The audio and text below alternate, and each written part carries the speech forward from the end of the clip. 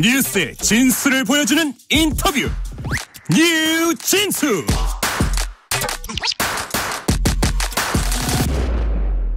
뉴스의 진수를 보여주는 인터뷰 뉴진수. 호랑이 잡으러 호랑이 굴에 들어온다라고 저 자신은 그렇게 다부진 생각으로 입당을 하게 되었습니다. 무소속 이상민 의원이 국민의힘에 입당하면서 밝힌 포부였는데요. 전화 연결해서 직접 목소리 들어보겠습니다. 이상민 의원님 안녕하세요. 네, 안녕하세요. 네. 새해 복 많이 받으십시오. 복 많이 받으십시오. 네, 감사합니다. 민주당 출신 오선 의원의 국민의힘 행, 특히 그 주인공이 당을 위해 쓴소리도 마다 않던 이상민 의원님이셔서 민주당 지지자들이 느끼는 아쉬움도 있는 것 같습니다만 국민의힘 입당 결정 이유부터 한번 설명해 주실까요? 예, 뭐 민주당 지지자들이나 모두를 말하는 건 아니지만 네. 지금 이미 지금 더불어민주당은 민주당이 아닙니다. 그 이재명 사당으로 굳어졌고 네. 또 개딸들에 의해서 그 점령이 됐기 때문에 제가 결별한 거는 더 이상 여기서는 투도 고칠 수도 없는 상황이다. 그래서 제가 여기에 에너지를 쏟느니 나가서 제 새로운 정치적 그 행로를 찾는 것이 저의 정치적 꿈을 펼치는데 오히려 낫고 공익적으로 합당하다. 그래서 네네. 그 더불어민주당과 결별을 한 것이고요. 여러 뭐 신당도 생각했고 또 국민의힘도 생각을 했는데 네. 신당은 움직임이 불확실했고 네네. 또 제가 지난 12월 3일 날 탈당한 이후 시간이 많이 흘렀습니다. 예. 너무 시간을 끌면 기웃거리는 것 같고 국민의힘 쪽에서는 또 여러 가지 하여튼 그 같이 해보자는 제안들이 많이 왔었고 끊임없이 네. 지난번 김기현 전 대표나 또는 이번에 한동훈 비대위원장 체제가 들어선거나 또 여러 의원들이거나 또 지역의 그 국민의힘 당원들이 또 국민의힘으로 와달라는 또 간곡한 요청도 있었고 네네. 제가 또 갖고 있는 정치적 꿈을 펼쳐가는 데 있어서는 국민의힘도 뭐 완전치 않고 부족한 점이 많지만 예. 민주당보다는 훨씬 낫다. 그런 생각을 갖고 말씀하신 대로 걱정 반, 설레임 반 이런 마음으로 국민의힘에 입당하게 되었습니다. 네네. 앞서 말씀하신 것처럼 뭐 의원님의 행보에 대해서 신당으로 가시느냐, 불출마냐, 혹은 뭐 무소속이냐, 아니면 국민의힘이냐 여러 가지 갈래길에서 지금 국민의힘 행을 선택한 결정적인 계기로 며칠 전에 한동훈 비상대책위원장과의 대화를 꼽으셨던데 한동훈 비대위원장에게 어떤 인상이나 확신을 받으셨나요? 처음에는 그 언론을 통해서만 봤기 때문에 네. 본 부정적 이미지가 더 많았습니다. 그래서 상당히 좀 한동훈 법무부 장관일 때 민주당의 일부 의원들하고 설전을 벌이는 모습이 상당히 불쌍스러웠거든요. 네네. 부정적 이미지를 갖고 있었는데 막상 만나서 대화를 하다 보니까 상당히 균형감이 있고 어느 프레임이나 이념에 사로잡히지 않고 균형감을 갖고 있는 것. 특히 세 가지의 점에서 제가 좀 울림이 있었습니다. 세 가지요? 네. 광주 가서 첫째는 광주 가서 왼쪽이든 오른쪽이든 모두에서 정답을 찾겠다. 또 두 번째는 경기도에 가서 물론 경기도 남부와 북부의 격차 문제에 인식을 하고 그걸 해소하는 데 앞장서겠다고 하지만 네네. 대화를 통해서 그 격차는 우리 사회가 갖고 있는 경제적 격차, 교육적 격차, 문화적 격차, 또 사회적 격차 또는 그 디지털 격차 네. 뭐 전방위적으로 그 격차에 대한 인식을 저하고 같이 하고 있다는 점을 알게 되었습니다. 네네. 그리고 이재명 대표 피습 직후에도 그 경멸과 혐오에 대한 단호하고 엄중한 조치를 내려야 된다. 이런 자세를 보고 그 부당한 차별이라든가 배제라든가 혐오라든가 이런 것들은 극복돼야 될 인권의 기준에서 볼 때는 네.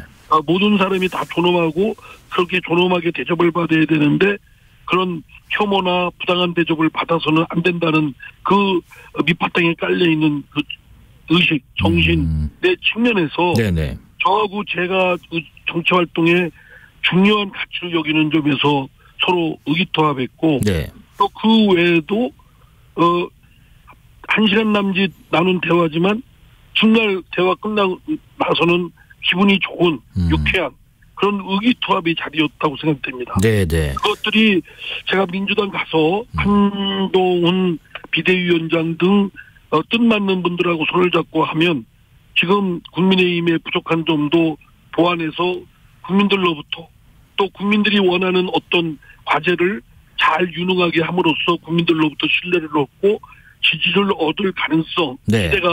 기대를 갖게 되었습니다.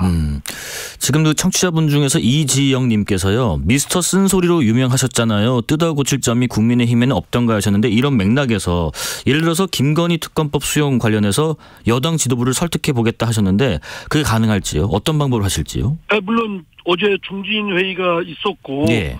제가 개별적으로 말씀도 나누고 그랬습니다. 근데 제가 국민의힘에 입당하기 전에 이미 김건희 그 특검법 관련해서는 이미 당의 그 국민의힘의 당의 입장이 정해졌지 않습니까? 네네. 그걸 제가 혼자 가서 뭐 뒤바꿀 수 있는다는 건 그건 좀 무리한 요구라고 생각되고요. 예. 또 들어온 지 입당한 지 얼마 안 됐지 않습니까? 네네. 제가 가자마자 뭐 또 저의 소신이라고 막 큰 소리 내고 또 분란을 일으키는 것도 도리가 아니라고 생각됩니다. 예. 그러나 보이든 보이지 않든 민심을 대변해서 국민의힘이 민심에 부합하고 민심에 맞는 그러한 정치 또는 윤석열 대통령이 국정을 펼쳐갈 수 있도록 그런 역할은 할 겁니다. 네네네.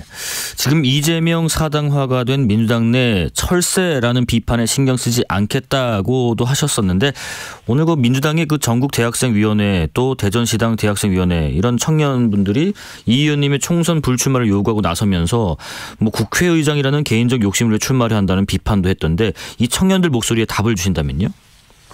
아니 왜 아무리 대학생들 비판은 할 수 있습니다. 누구나 뭐 비판하고 할 수 있지만 어느 각자 법적 자격이 있는 공무 단위권이 있는데 출마하라 마라 무슨 권한으로 그걸 하고 있습니까? 그거야말로 월권이죠. 네네네. 젊은 대학생들이 이재명 대표 이재명 사당화된 거 갯딸들의 일그러진 모습에 대해서 한 번이라도 목소리 냈나요? 지금까지 끽소리도 못하고 있다가 마치 그거에 대해서 저 혼자 더불어민주당 내에서 고군분투하고 목소리 내고 온갖 핍박을 당하고 문자 폭탄 당하고 그 반인권 반상식에 가까운 그런 폭행행위 폭력에 시달릴 때 한 번이라도 제 편에 서서 같이 힘을 합치고 목소리를 낸 적이 있나요? 네. 그런 것들에 대해서는 하지 않으면서 정작 그런 마치 어느 누구의 정치 노름에 마치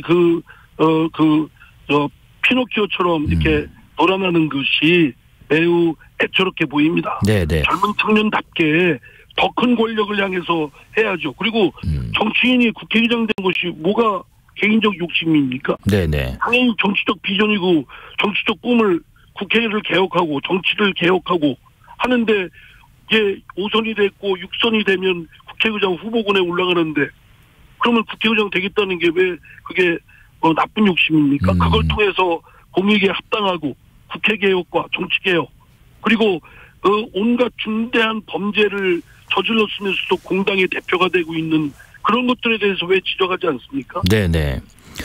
대전 지역 같은 경우는요. 지난 총선에서 민주당이 모두 다 가져갔죠, 의석을. 근데 의원님의 출마로 이 대전 지역의 판세에도 좀 변화가 있을 것이다 예상하시는지요?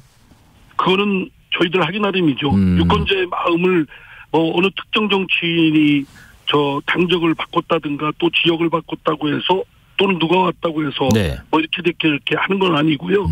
유권자들이 표를 주시는 거죠. 그거는 국민의힘도 마찬가지고 더불어민주당도 마찬가지라고 생각됩니다. 근데 제가 더불어민주당 제가 5선에 이르도록 재선 때 공천 떨어져서 그 자유선진당 갔다 오고 난 이후에는 저는 민주당 사람이었습니다. 그렇기 때문에 5선에 제가 당을 바꿀 이유가 없죠. 국회의장이 되고자 하면 편안하게 이재명 대표와 적절하게 친하게 지내면서 다시 6선이 돼가지고 민주당 1당으로 만들어서 거기서 국회의장 되는 게 더 낫지 않습니까? 그러나 저는 이재명 대표 체제를 비판하고 할 때 불이익을 각오한 사람입니다. 저는 제 하나가 왔다고 해서 판세가 달라진다 이거는 아니라고 생각되고요. 알겠습니다. 다만 국민의힘이든 더불어민주당이든 아주 치열한 경쟁을 통해서 또 다른 제3당이든 치열한 경쟁을 통해서 국민과의 약속을 누가 제대로 지키고 국민의 민심에 부합하는 것을 하느냐의 경쟁이라고 생각됩니다. 그걸 네. 잘 하면 저는 지금 국민의힘이 어쨌든 집권 여당인 만큼 윤석열 정부의 안정적인 국정 운영을 위해서는 이번 총선에서 제1당이 반드시 돼야 되고 네. 그래야 국민들이 편하고 국가 운영이 탄탄해집니다. 네, 네. 그런 차원에서라도 저는 국민의힘을 택한 겁니다. 알겠습니다. 이재명 대표는 오늘 퇴원을 하면서 상대를 죽여 없애는 전쟁 같은 정치를 종식해야 한다면서 서로 존중하고 인정하고 타협하는 정치로 복원되기를 바란다라는 얘기를 했습니다. 어떤 생각이 드셨어요? 이재명 대표는 말은 번지르르 하지만 네. 그동안 그 말과 다른 행동들 또는 뒤집는 행태들이 얼마나 많았습니까?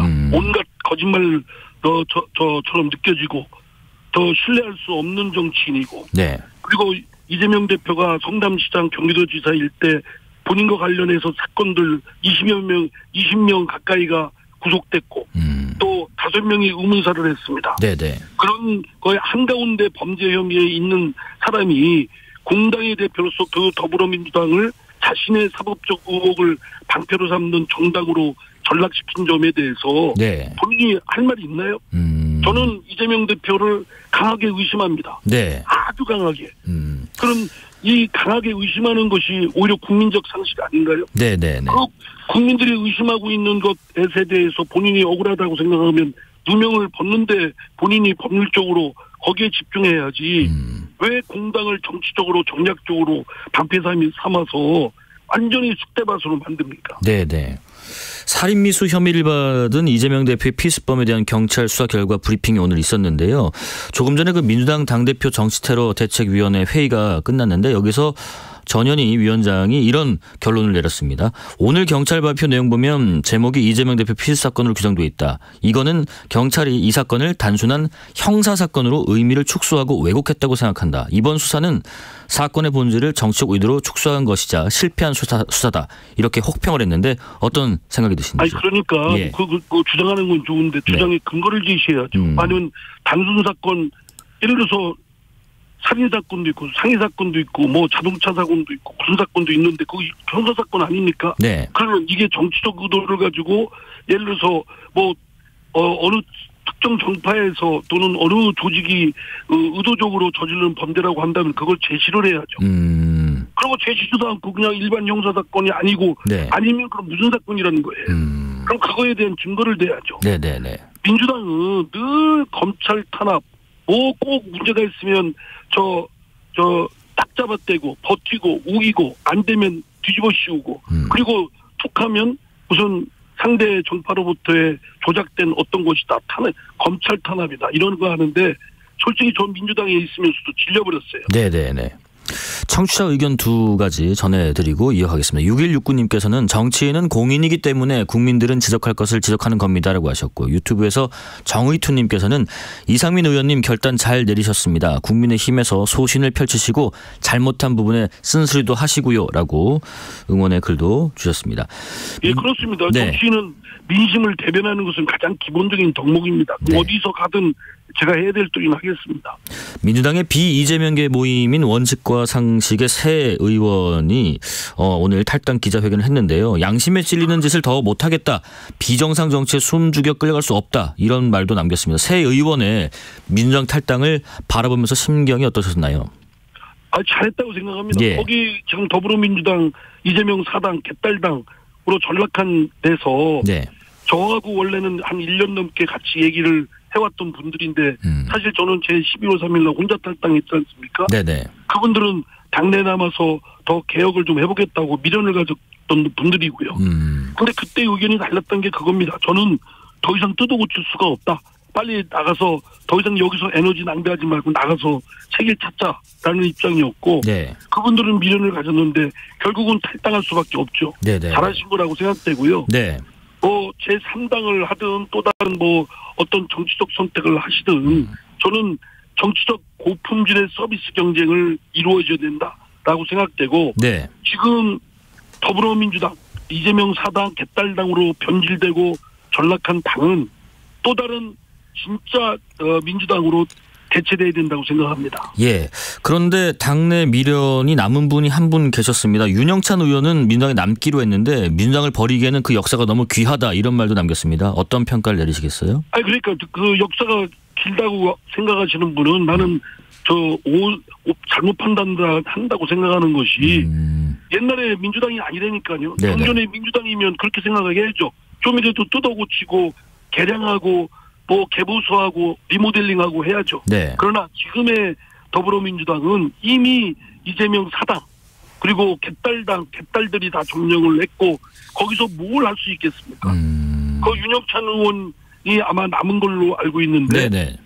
본인이 남아서 할 일이 뭐입니까? 결국 남아서 하는 것은 결국 뭐 잘 모르겠습니다. 저는 깊은 회의를 갖고 있습니다. 예. 이준석 전 대표가 추진하는 가칭 개혁신당이 원칙과 상식 소속 의원분들하고 연대 가능성을 열었는데 이분들이 연대 성사가 되리라 보세요? 글쎄요. 저는 원래는 민주당 지금 탈당한 분들 중에는 이준석 전 대표가 전에 그 당대표 국힘의 당대표일 때 네. 여러 가지 반페미니즘이라든가 반장애인 이런 언동을 보고 같이 하기 어렵다라는 선을 걷지 않았습니까? 네네. 그런데 정치라는 게 또 모르죠. 필요에 따라서는 손을 잡을 수도 있고요. 그러나 네. 저는 저 개인적으로는 그 각각의 개별적인 세력으로는 지금 국민의힘이나 더불어민주당을 대항하기는 어렵습니다. 예. 연합을 하지 않을 수 없을 거라고 저는 생각되는데 과연 그럴지 안 그럴지는 저도 예단하기는 어렵습니다. 예. 지금 말씀하신 대로 가칭 개혁신당도 있고요. 또 이낙연 전 대표를 주축으로 한 신당도 탄생할 것으로 보이고요. 이렇게 신당 창당의 속도가 좀 나고 있는데 국민의힘 입장에서는 이런 움직임들이 좀 위협이 되리라 보시는지요? 저는 국민의힘에서도 예. 그를 수세적으로 이게 유리할까 불리할까 이렇게 생각할 것이 아니고요. 네네. 오히려 더 적극적으로 당당하게 정치적 서비스 품질 경쟁을 고품질 경쟁을 아주 하자 선의의 경쟁을 하자라고 네. 해서 국민의힘도 국민의 뜻에 맞게끔 시민의 뜻에 맞게끔 개선을 하고 또 체질을 바꾸고 그렇게 경쟁을 붙어서 누가 더 잘하나 경쟁을 해야 되겠죠. 선의의 경쟁을 해야 된다는 말씀이신 것 같습니다. 그래서 수세적으로 그것이 유불리를 따지는데 주판을 퉁이지 말고 네. 오히려 내부의 그 개량, 개선, 품질 경쟁을 하는데 고품질을 서비스 경쟁을 할 수 있다. 그런 아주 유능하고도 스마트한 정당의 모습을 국민의힘이 보이면 국민들께서는 집권 여당이니만큼 더 신뢰를 보내줄 거라고 생각합니다. 정치권 현안 얘기도 좀 해보겠습니다. 이태원 특별법이 어제 야당 단독으로 처리가 됐는데요. 대통령실에서는 여야 합의 없는 야당 단독 처리에 유감을 표했는데 윤석열 대통령께서 제2요구권을 사용할지 주목됩니다. 의원님 의견은 어떠신가요? 거기 제가 어제 본회의 누구죠? 국민의힘의 예. 윤 원내대표한테 들은 거에 따르면 예. 쟁점은 딱 그거 하나입니다. 예. 예를 들어서 이제 민주당 법안에 있었던 특검은 빼고 네. 조사위를 구성하는데 조사위 구성하는 거는 정부 측은 좀 난색을 표하지만 여당 입장에서는 그것도 이제 타협의 여지가 있는데 그럼 조사위원장을 누구로 할 거냐를 저는 국민의힘에서는 국민의힘 측은 대한변협 같은 데서 2명이나 3명을 추천받아가지고 네. 대통령이 임명하도록 하자. 제가 그렇게 했더니 민주당은 그걸 거부했답니다. 네네. 그거를 국힘이 제안한 그 조사위원회의 위원장 선임을 네. 대한변협 같은 공적 기관에서 2명 내지 3명을 추천해가지고 대통령이 임명하면 가장 합리적이라고 저는 생각되거든요. 정파에 휘둘리지도 않고. 네네.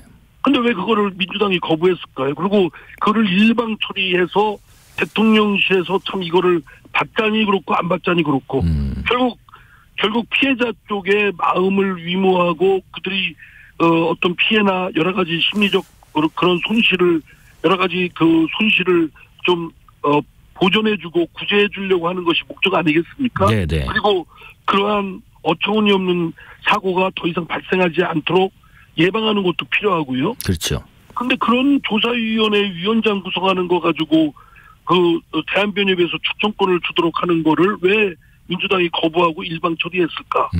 결국은 이거는 이걸 정쟁화시켜서 총선에 이용하겠다는 그런 마음이 읽혀지는데 네. 저는 그거는 적절치 않다고 생각됩니다. 양당이 정치력을 더 발휘해서 이거는 타협을 했어야 될 문제라고 생각합니다. 네. 일방이 처리하면 대통령 철학에서는 실현 정부 측에서는 굉장히 조사위 구성하는 거에 대해서 난색을 표하는데 네. 여당으로 하여금 그 협상의 공간을 야당 측도 배려를 해야 되지 않겠습니까? 그러니까 협상의 합의의 일을 생각은 안 하고 그냥 밀어붙이고 수의 힘에 의해서 다수라는 힘으로 밀어붙이고 그다음은 결국은 피해자 이쪽을 국민의힘이나 대통령실이 무시하고 있다. 소홀히 취급하고 있다. 이런 공격 빌미로 써먹으려고 하는 것 같은데 네네. 그런 지혜롭지 않다고 생각됩니다. 그런 총선용 시간 끌기 아니냐라는 비판이 나오는 대목이 하나 더 있는데요. 민주당이 쌍특검법에 대한 대통령 제2요건 사용 관련해서 헌재 권한쟁의 심판 청구를 검토하고 있다고 합니다. 의원님의 입장은 궁금한데요. 제가 법률가 출신이지만 예. 세상 대통령 거부권이 법률에 제2요구권이 헌법에 규정되어 있는데 그걸 권한쟁의 신청하면 말이 되겠습니까? 그거 각하될 겁니다. 네. 자격 요건도 없다고 생각하고.